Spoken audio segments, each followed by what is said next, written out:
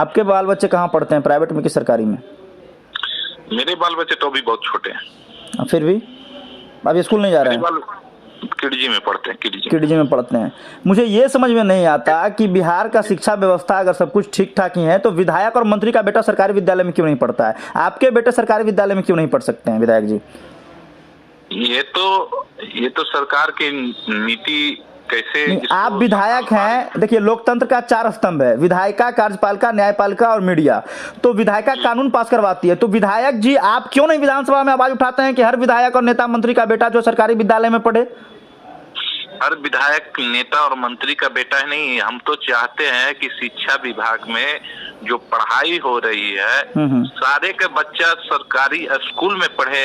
अधिकारी से लेकर नेता मंत्री सबका एक ही स्कूल में पढ़ाई हो, एक ही तरह का पढ़ाई हो, सरकारी स्कूल में हो। इस नीति के तरफ हम हमेशा योगदान देंगे, हमेशा साथ देंगे, हमेशा खुलकर बोलेंगे। तो अगले विधानसभा सत्र में क्या आवाज उठाएंगे माननीय विधायक जी? जरूर ये बात उठाएंगे। ये नियमावली होना चाहिए, पूरे देश में ये होना चाहिए। पूरे देश की बात करता हूँ, ये नहीं कि हम अपने सरकार की बात कर रहा हूँ और ये स्टेट की बात कर रहा हूँ। पूरे देश में अपने जो प्रधानमंत्री हैं जी ये नियम निकाले कि सारे प्रधानमंत्री का बेटा भी, बिल्कुल सबका। हमको तो लगता है विधायक जी आप अपने बेटे का नाम किडजी से हटवाकर सरकारी विद्यालय में करवाइए, आप मिसाल पेश करेंगे इसका। वैसी व्यवस्था अगर प्रधानमंत्री का बेटा, राष्ट्रपति का बेटा जी जब सरकारी स्कूल में पढ़ेगा तो जो अगला जो नेता वो अपना माइंड सेट करके पूरे देश को बताना चाहेगा, तो छोटा नेता भी अपने बाल बच्चा को सरकारी स्कूल में डालने का काम करेगा। मैं विश्वास दिलाता हूँ। तो मतलब स्टार्टिंग में विधायक जी से शुरुआत हो तो क्या दिक्कत है? हेलो, हाँ विधायक जी से बात हो रही है? बोल रहा। नमस्कार सर, समर राठौर बात कर रहे हैं हम MBA न्यूज चैनल से। जी बोलो। आपसे पहले भी बात हुई थी एक बार, फतेहपुर से बात कर रहे हैं हम। जी बोलो। एक्चुअली अभी एक खबर देख रहे थे जिसमें थाना प्रभारी के खिलाफ में आपने धरना प्रदर्शन दिया था। तो कुछ 2-3 सवाल है, अगर आप तैयार होंगे तो हम पूछ सकते हैं। वो खबर पे चलाने भी है, आपका रिकॉर्ड भी हो रहा है सब कुछ। बोला जाए। पहला खबर ये है कि सर किस कारण से जो है वो थाना प्रभारी के खिलाफ में धरना प्रदर्शन दिया गया था, क्या रीजन था? रीजन पहला था हाँ ये हमारे खिजर प्रखंड अध्यक्ष राजद के रमई राम। अच्छा। और कुछ मामला था, झगड़ा झमेला का मामला था। अच्छा।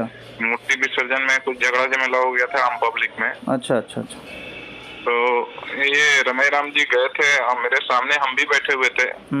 कुछ अरेस्टिंग हुई थी चार व्यक्ति का। तो इनको कहना था कि FIR तुरंत नहीं लेना चाहिए था। अच्छा। हम लोग आपस में बैठ के बात करते, अगर ये जो आपस में जो झगड़ा है उस थाने पे पंचायती के द्वारा हो जाता तो बेहतर था। लेकिन थाना प्रभारी उसको तुरंत भर में अरेस्ट किए, तुरंत भर में केस किए, तुरंत भर में चालान किए।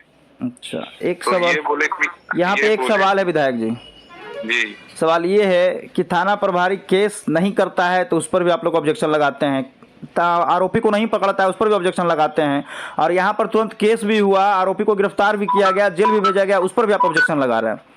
नहीं, उसमें इनको ये कहना था कि जो झमेला बढ़ रहा है, गांव में विवाद बढ़ रहा है, तो सरकार का नियम है कि सरपंच के द्वारा पहले अगर छोटा मोटा झगड़ा हो तो सरपंच उसको समाधान करेगा, नहीं करेगा तो उसको फॉरवर्ड करेगा थाना में। बिल्कुल।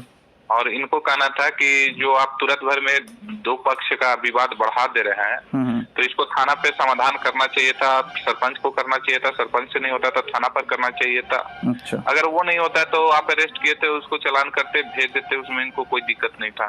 लेकिन जो थाना प्रभारी थे वो जाति सूचक इनका जात्र लेकर उनको गाली गलौज किए, बोले कि हम अध्यक्ष को हम नहीं जानते हैं।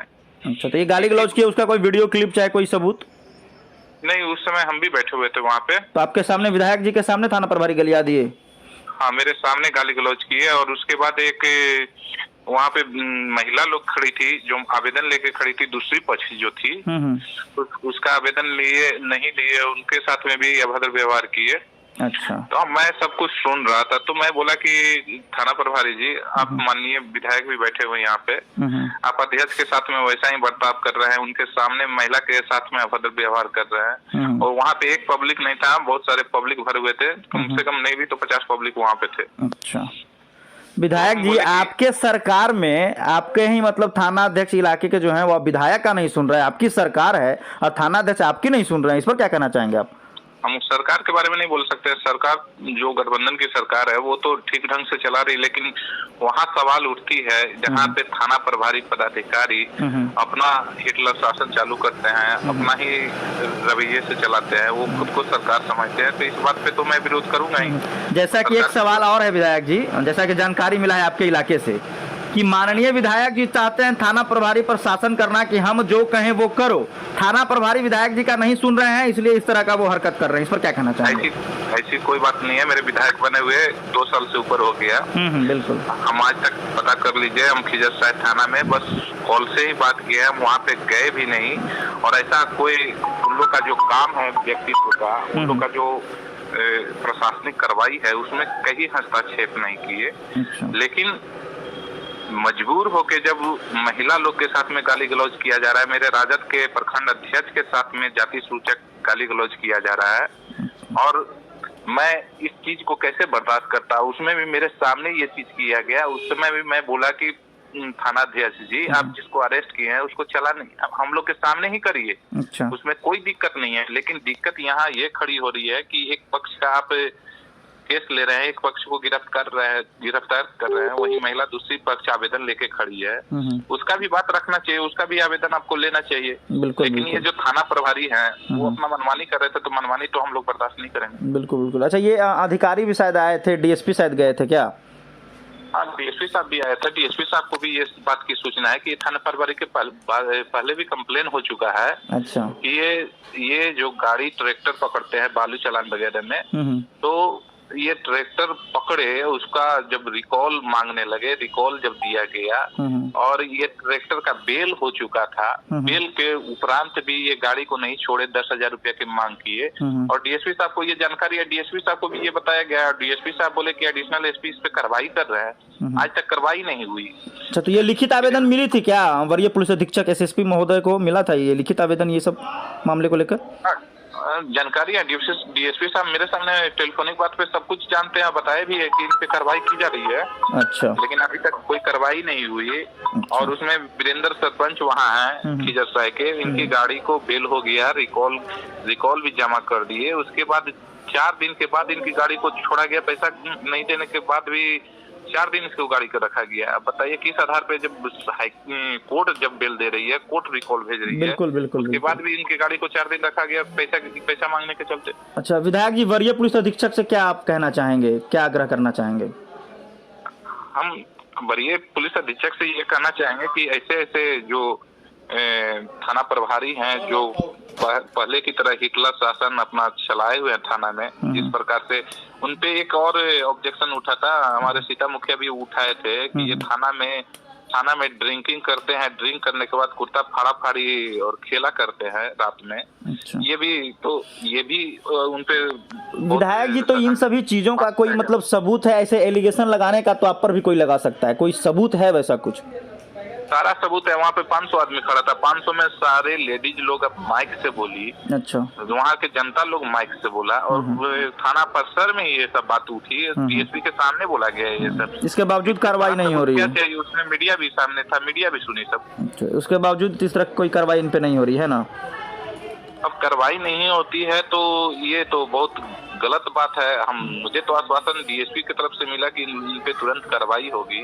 अच्छा। और अभी तक कार्रवाई नहीं हो रही है, तो ये तो प्रशासनिक फेलियर दिखाता है। तो ये धरना प्रदर्शन तो समाप्त हो गया है ना? क्या धरना प्रदर्शन समाप्त हो गया है ना आप लोगों का? हाँ, धरना प्रदर्शन तो समाप्त हो गया। डीएसपी साहब ने आश्वासन दिया कि इन पे तुरंत कार्रवाई होगी, इनको यहाँ से बदली होगा, लेकिन हम लोग को भी देखना है कि क्या कार्रवाई होती है। चलिए, ये तो काफी अच्छा लगा कि विधायक जी कम से कम भ्रष्टाचारियों के खिलाफ आवाज बुलंद कर रहे हैं, लेकिन यहाँ पे एक सवाल है हमारा विधायक जी कि हमारे बिहार में शिक्षा का स्थिति जो है दिन पर दिन गर्त की ओर जा रहा है। आपके अतिरिक्त क्षेत्र में भी शिक्षा की स्थिति काफी दयनीय है। आप शिक्षा को बुलंद करने के लिए और भ्रष्टाचार शिक्षक हो, चाहे जो शिक्षक विद्यालय समय पर नहीं जाते हैं, उनके खिलाफ में आपने कब तक धरना प्रदर्शन किया है? आपने इससे पहले कभी धरना प्रदर्शन किया है? ये शिक्षक की जहाँ तक बात उठती है, आपको जानकारी होना चाहिए कि जिला के बैठक में ये बात को मैंने भी उठाया था।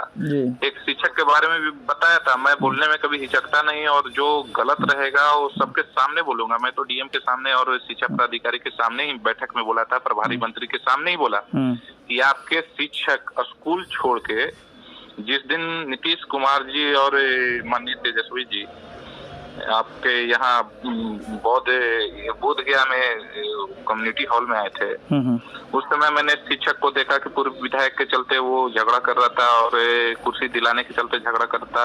एक आम व्यक्ति बैठा हुआ था, वो कुर्सी छोड़ना नहीं चाहता था, उसमें भी वो झगड़ा कर रहा था। उस बात को मैंने उठाया था। उसमें भी मैंने बोला था कि इसको जांच कर लिया जाए, सीसीटीवी कैमरा लगा हुआ है। अब मंडे का टाइम था, मंडे को स्कूल चलता है, लेकिन आपका शिक्षक वहाँ पे नेतागिरी कर रहे थे, उसमें भी जांच होनी चाहिए थी। तो विधायक जी, आपके भी बाल बच्चे होंगे जी? आपके बाल बच्चे कहाँ पढ़ते हैं, प्राइवेट में कि सरकारी में? मेरे बाल बच्चे तो अभी बहुत छोटे हैं। फिर भी अभी स्कूल नहीं जा रहे हैं? किडजी में पढ़ते हैं। किडजी में पढ़ते हैं। मुझे ये समझ में नहीं आता कि बिहार का शिक्षा व्यवस्था अगर सब कुछ ठीक ठाक ही है, तो विधायक और मंत्री का बेटा सरकारी विद्यालय में क्यों नहीं पढ़ता है? आपके बेटे सरकारी विद्यालय में क्यों नहीं पढ़ सकते हैं विधायक जी? ये तो सरकार की नीति कैसे। आप विधायक हैं, देखिए लोकतंत्र का 4 स्तंभ है, विधायिका, कार्यपालिका, न्यायपालिका और मीडिया। तो विधायिका कानून पास करवाती है, तो विधायक जी आप क्यों नहीं विधानसभा में आवाज उठाते हैं कि हर विधायक और नेता मंत्री का बेटा जो सरकारी विद्यालय में पढ़े? हर विधायक, नेता और मंत्री का बेटा नहीं, हम तो चाहते हैं कि शिक्षा विभाग में जो पढ़ाई हो रही है, सारे के बच्चा सरकारी स्कूल में पढ़े। अधिकारी से लेकर नेता मंत्री सबका एक ही स्कूल में पढ़ाई हो, एक ही तरह का पढ़ाई हो, सरकारी स्कूल में हो। इस नीति के तरफ हम हमेशा योगदान देंगे, हमेशा साथ देंगे, हमेशा खुलकर बोलेंगे। तो अगले विधानसभा सत्र में क्या आवाज उठाएंगे माननीय विधायक जी? जरूर ये बात उठाएंगे। ये नियमावली होना चाहिए, पूरे देश में ये होना चाहिए। पूरे देश की बात करता हूँ, ये नहीं कि हम अपने सरकार की बात कर रहा हूँ और ये स्टेट की बात कर रहा हूँ। पूरे देश में अपने जो प्रधानमंत्री हैं जी ये नियम निकाले कि सारे प्रधानमंत्री का बेटा भी, बिल्कुल सबका। हमको तो लगता है विधायक जी आप अपने बेटे का नाम किडजी से हटवाकर सरकारी विद्यालय में करवाइए, आप मिसाल पेश करेंगे इसका। वैसी व्यवस्था अगर प्रधानमंत्री का बेटा, राष्ट्रपति का बेटा जी जब सरकारी स्कूल में पढ़ेगा, तो जो अगला जो नेता अपना माइंड सेट करके पूरे देश को बताना चाहेगा, तो छोटा नेता भी अपने बाल बच्चा को सरकारी स्कूल में डालने का काम करेगा। मैं विश्वास दिलाता हूँ। तो मतलब स्टार्टिंग में विधायक जी से शुरुआत हो तो क्या दिक्कत है? स्टार्टिंग से विधायक जी से स्टार्ट हो तो कोई दिक्कत नहीं है, लेकिन ऐसा नियमावली तो होना चाहिए सरकार के पास में कि मेरा बच्चा जब सरकारी स्कूल में जाएगा तो वो जो प्राथमिकता मिलता है बच्चों को पढ़ाने का, शिक्षक गायब नहीं रहे, शिक्षक अच्छे से ध्यान दें। क्यों नहीं अपना बच्चा को? जिस दिन विधायक, नेता, मंत्री, राष्ट्रपति और सरकारी अधिकारी का बेटा सरकारी विद्यालय में पढ़ने लगेगा, सारी व्यवस्था दुरुस्त हो जाएगी। मानते हैं कि नहीं? पहला आश्वासन देते हैं कि अतरी का विधायक का बेटा सरकारी स्कूल में, उसी दिन जब नियम बनेगा, उसी दिन सरकारी नियम बनेगा। विधायक जी नियम आप ही लोग न बनवाएंगे? नियम हम अपने स्टेट में बोल सकते हैं, लेकिन हाँ, आप विधानसभा में आवाज उठाइएगा ताकि पूरा इलाका जाने कि नहीं कोई विधायक है अतरी का जो आवाज उठा रहा है शिक्षा के प्रति।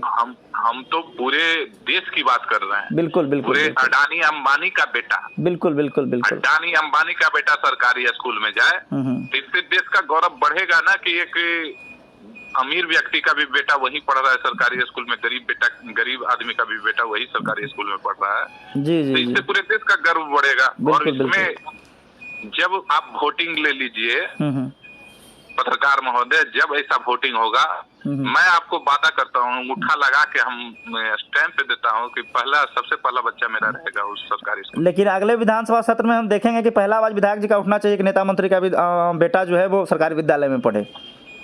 जरूर मेरा आवाज उठेगा, और मैं तो चाहता हूं कि सारे विधायक जो 243 विधायक हैं, सारे लोग इस पे सहमत हो, सारे का बात। बिल्कुल। ये अपना परिचय दे दे, चूंकि ये रिकॉर्ड हो रहा है और ये अपलोड किया जाएगा। अपना परिचय दे दे विधायक जी। मेरा नाम रंजीत कुमार यादव है, ऐसे अजय यादव विधानसभा का नाम है जी। लेकिन पुकारू नाम रंजीत कुमार यादव है। मैं अत्रि विधानसभा एमएलए हूँ। जी जी, चलिए बहुत बहुत धन्यवाद बेबाक तरीके से अपने बातों को रखने के लिए विधायक जी, समय देने के लिए बहुत बहुत धन्यवाद आपका। Thank you. धन्यवाद आपका।